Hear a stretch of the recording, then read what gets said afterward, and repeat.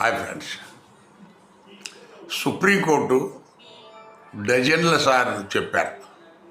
Police స్టేషన్లో అన్ని రూమ్లలో బారు బయట సీసీటీవీలు అరేంజ్ చేయాలి, సీసీ కెమెరాలు. కానీ పోలీసులు అరెస్ట్ చేయరు, దాన్ని అరేంజ్ చేయరు. ఎందుకంటే అరేంజ్ చేస్తే వాళ్ళు ఇకమే థర్డ్ డిగ్రీ ఏదేదో అడ్డగోలు పనులు చేస్తే అది రికార్డ్ అయింది. సో దొరికిపోతారు, కాబట్టి వాళ్ళు చేయరు. సో అయినా కూడా సుప్రీంకోర్టు మేము ఇదివరకు చెప్పాము మీరు చేయాలంటారు తప్ప అన్ని చోట్ల వాళ్ళు కోపంగా చూపి మనకేదో ఈ హైకోర్టు సుప్రీంకోర్టు, ఇప్పుడు నేను హైకోర్టు హైడ్రా ఏదో చేస్తూ ఉంటే నాకు ఆల్రెడీ డిగ్రీ ఉంది దాని మీద, నువ్వు ఎలా చేస్తావు, నీకు రోజుకు ₹1,00,000 ఫైన్, నువ్వు ఫెన్సింగ్ తీసేసే వరకని అట్లా కఠినమైన ఒక ఉత్తర్వులు ఇచ్చారు.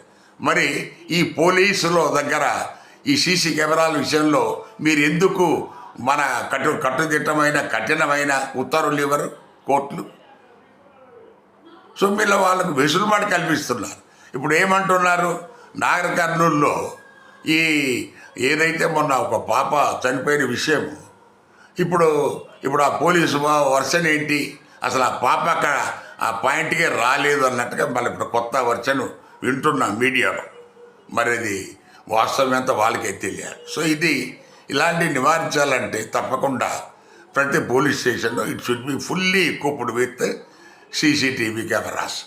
అది ఎంత తొందరగా ఈ సుప్రీంకోర్టు హైకోర్టులు కింద చేయించగలిగితే పేదలకు అంత పెద్ద న్యాయం చేస్తారు. వాళ్ళు థర్డ్ డిగ్రీలో వాళ్ళు కుళ్ళి చావకుండా మీరు కాపాడిన వాళ్ళు అవుతారు. దయచేసి గమనించగలరు. Thank you.